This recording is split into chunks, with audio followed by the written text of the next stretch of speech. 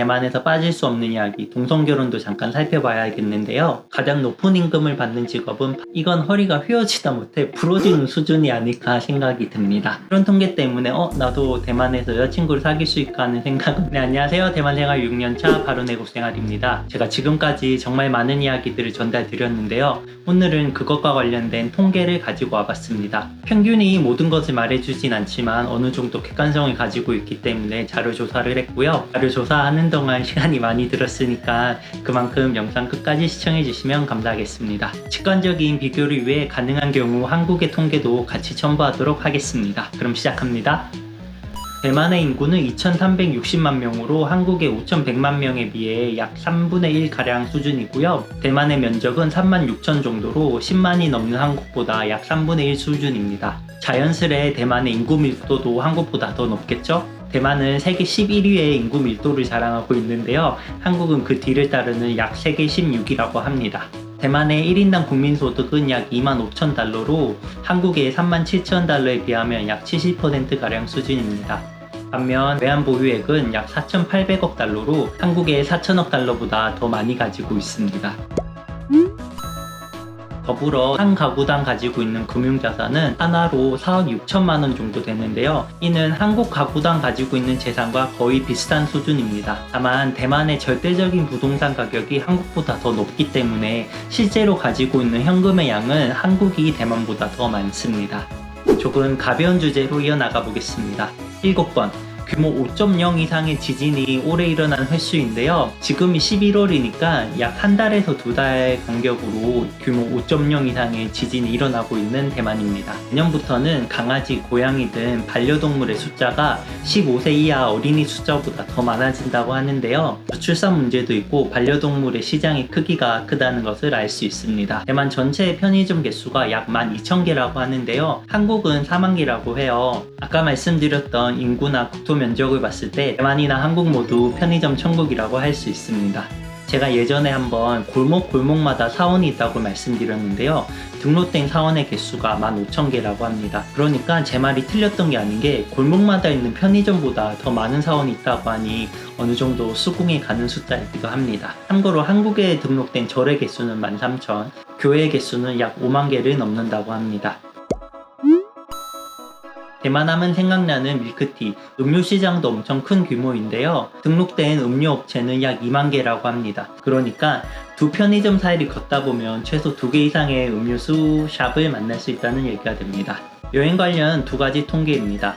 3위 그리고 2위. 한국을 방문하는 외국인 순위에서 대만이 3위를 차지했는데요. 한국을 여행하는 외국인 14명에서 15명 중에 1명은 대만 사람입니다. 생각보다 대만 사람을 만날 수 있는 확률이 그렇게 적지는 않은 것 같습니다. 2위는 인구 대비 해외여행을 하는 비율인데요.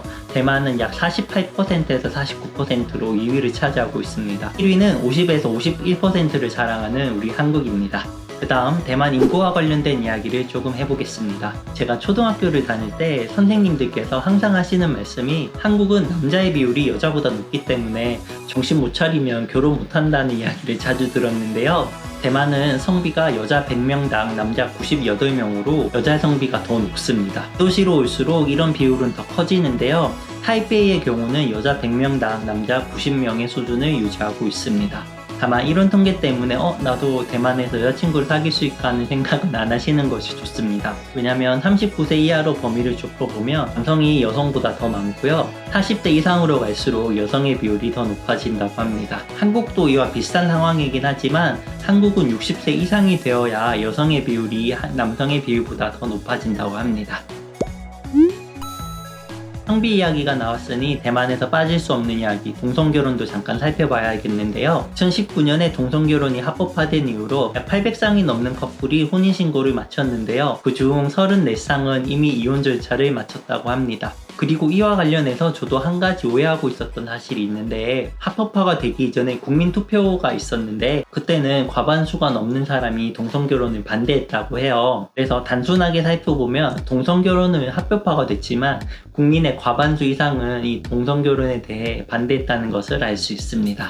대만의 출생률은 1.06, 한국은 1.05로 두 국가 간에 의미 있는 차이는 없고요. 두 국가 모두 출산율이 낮아짐으로써 고령화와 향후 경제 상황에 대한 고민이 크다고 알고 있습니다.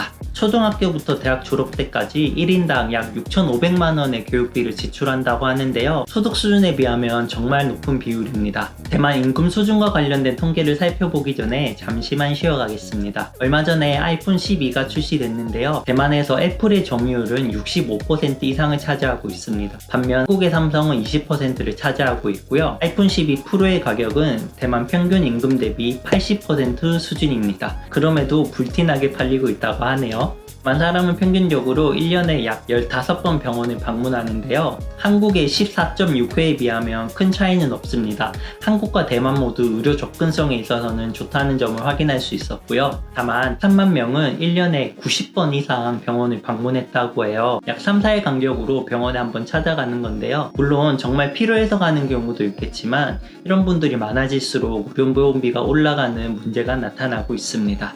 160일, 1년 동안 타이베이에서 비가 오는 날을 계산한 건데요. 이틀 안 본 걸로 비가 많이 오는 나라임을 알 수 있습니다. 그럼 직장인의 임금 수준으로 가보겠습니다. 최저 시급은 6,320원, 최저 월급은 96만원 수준입니다. 평균 월급은 약 160만원인데요. 많은 젊은 친구들이 나는 평균 월급보다 못 받는데 왜 이렇게 평균이 높지? 라는 댓글도 많이 봤습니다. 가장 높은 임금을 받는 직업은 파일럿으로 약 800만원 이상이고요. 그 뒤를 보험 설계사, 의사들이 따르고 있습니다. 대만의 실업률은 3.8%로 한국의 실업률과 큰 차이가 없는데요. 반면 청년 실업률을 보면 대만은 12%, 한국은 8.9%로 대만의 청년 실업률이 더 좋지 않습니다. 그런데 실업률이 너무 낮아도 안 좋은 건 잘 알고 계시죠? 실업률이 낮다는 건 경제활동 인구가 모두 일을 하고 있다는 건데요. 이렇게 되면 나이가 들어도 일을 해야 하는 상황이 발생하기 때문에 적정 수준의 실업률은 좋은 현상이라고 보는 시각도 있습니다. 저도 이제 슬슬 결혼을 생각해야 하는 나이가 다가오고 있는데요. 평균적으로 대만 남성은 약 34세, 대만 여성은 31세에 결혼을 한다고 하고요. 대만 경제부에서 발표한 자료에 따르면 결혼식 비용으로 대만은 약 2,900만 원을 쓴다고 합니다.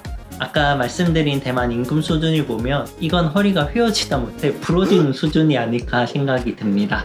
그리고 작은 통계도 하나 있는데요. 해산물 소비량으로 세계 4위를 차지하고 있다고 합니다. 그 중에서도 새우는 세계에서 가장 많이 소비하고 있다고 하는데요. 그도 그럴 것이 훠궈에도 새우가 들어가고 새우를 볶는다거나 하는 요리도 정말 많아서 이 통계도 어느 정도 신빙성이 있다고 생각합니다. 네, 이렇게 오늘은 대만과 관련된 가장 기본적인 통계와 숫자를 살펴봤는데요. 좀 더 재미있고 특별한 통계들을 모아서 컨텐츠를 만들어 보도록 하겠습니다. 마지막으로 저도 간간히 라이브를 진행하고 있는데요. 구독 눌러주시고 알림 설정 해두시면 제가 라이브 공지했을 때 들어오셔서 영상에서 못 물어봤던 내용들 라이브 하실 때 오셔서 물어보시면 제가 답변 드리도록 하겠습니다. 오늘 영상 시청해주셔서 감사하고요. 다음 영상에서도 더 재밌는 모습으로 찾아뵙겠습니다. 좀 더 진심으로 감사드립니다. 감사합니다.